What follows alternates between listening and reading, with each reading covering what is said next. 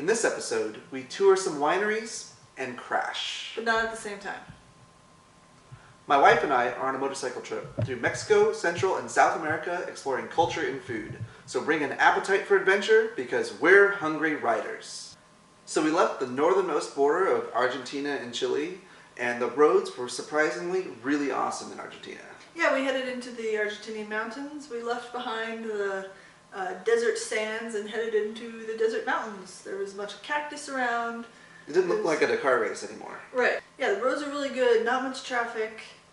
And there's some salt flats along the way as well.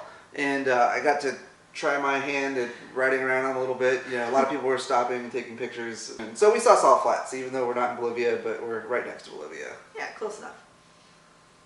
And then we headed into a town called San Salvador de Jujuy, which is still fairly near Bolivia, so there's a lot of crossover between the culture and the food and customs and all that kind of thing. And so we found a really good traditional restaurant that was recommended by a bunch of people, and we tried out some local dishes. So we've had alpaca in Peru, and now here we have some llama in Argentina. And it's spicy llama. And then here's quinoa again.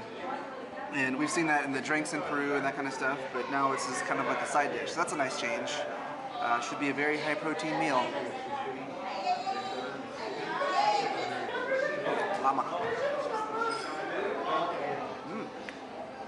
It's a slow stewed meat. A little spicy, but very soft.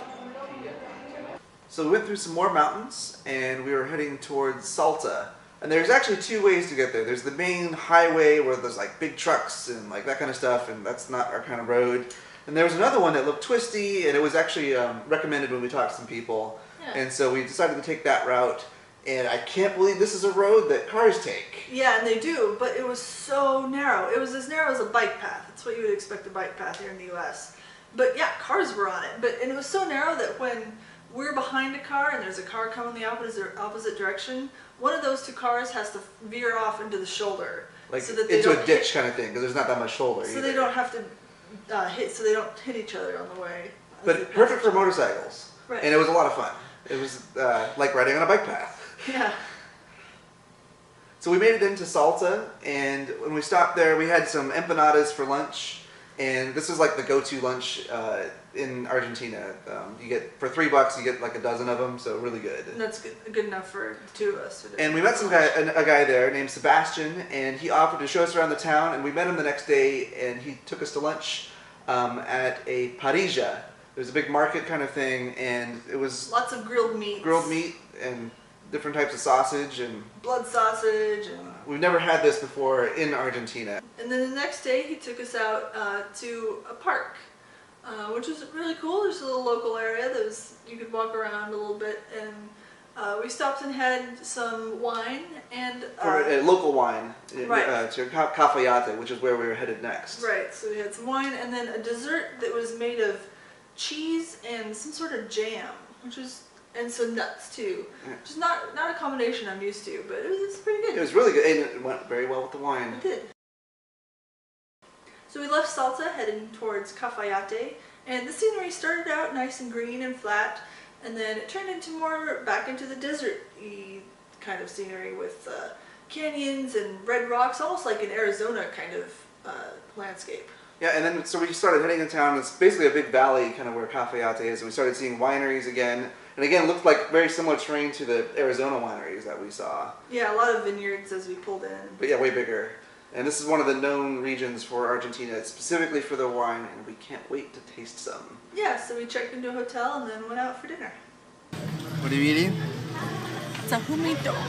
It's very, very, very similar to a tamale. I think they have tamales here still. I don't know what the difference is supposed to be. They say they do.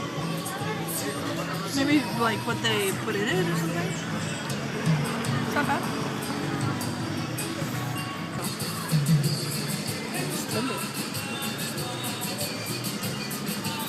Is that a good steak? It is. Where does it rank on your steak scale? Actually, I know you pretty don't. high. Really? Yeah. All right, I'm gonna try mine now. So we stayed for an extra day in Cafayate, so we got to explore the town a little bit. They had things like a wine museum and that kind of stuff, which we weren't so interested in, but we were interested in tasting the wine specifically.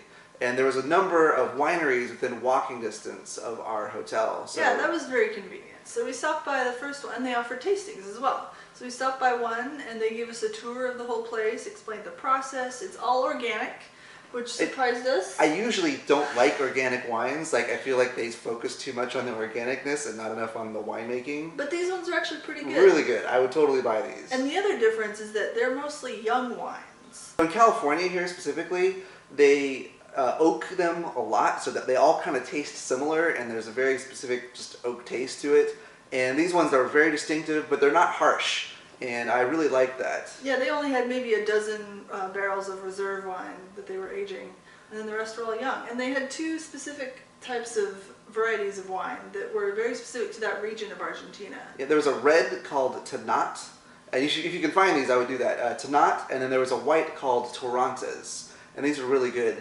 The other crazy part about this is, so this is like a fancy like wine tasting town. It's like it tries to be like the Napa of Argentina kind of thing. And it is, yeah. Except that the wine is crazy cheap. Right. You would go to a winery and the price would be between $3 and $12 for like their highest end wine. Yeah. And that's a good deal in any measure. So then we stopped by a second winery as well and tried their varieties. And we went around to a number of them. But we ended the night with wine ice cream, which I've never had before. Yeah, they were flavored with Torrantes and Tanat as well. So there was a red ice cream and a white ice cream. They were very good. Mm-hmm.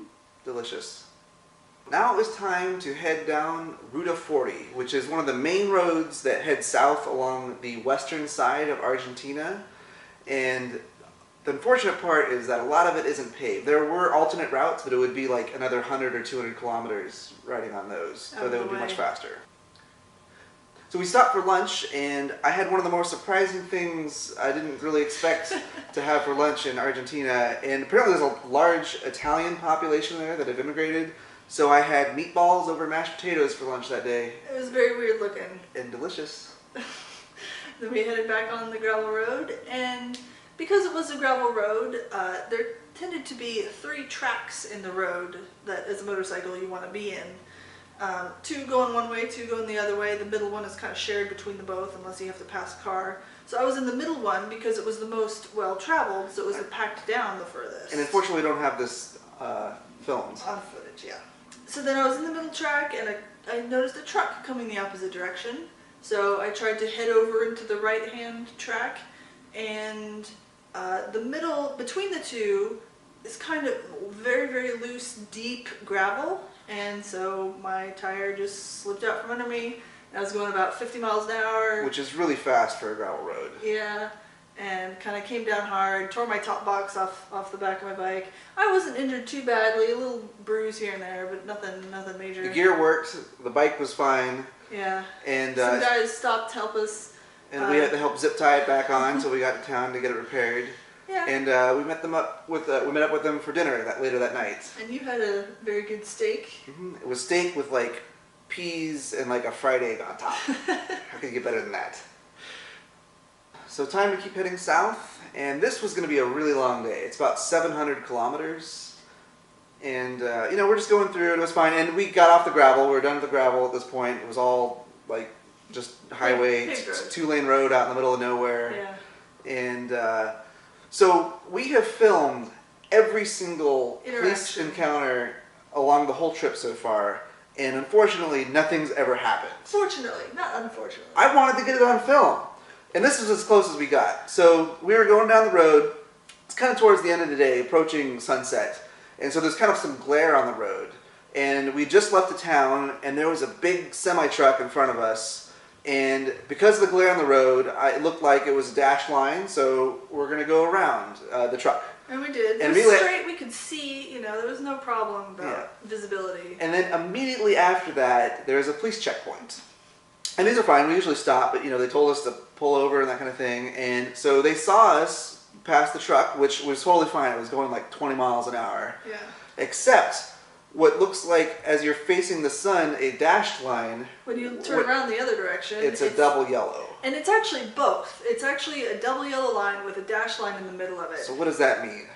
Anyway. There was a big So- disagreement on what So that means. also when we ever have a police checkpoint, even though we do speak Spanish at this point, I don't speak any with them. Like I am a stupid American, and just to make it inconvenient for them, to make it not worth their hassle to bother us with. and so they did say like they could write tickets for that, and I'm like I have no idea what you're talking about, and we argued with about them. I pointed out that it's yellow. Double yellow in one direction, a dash line in the other. You can't really see it that well from the camera, but it looked a lot more distinctive in person. When the sun's in your face, it's kind of hard to see. Anyway, it ended up, so one of the things we learned for these kind of police encounters, if something does happen, is to let them save face in some way.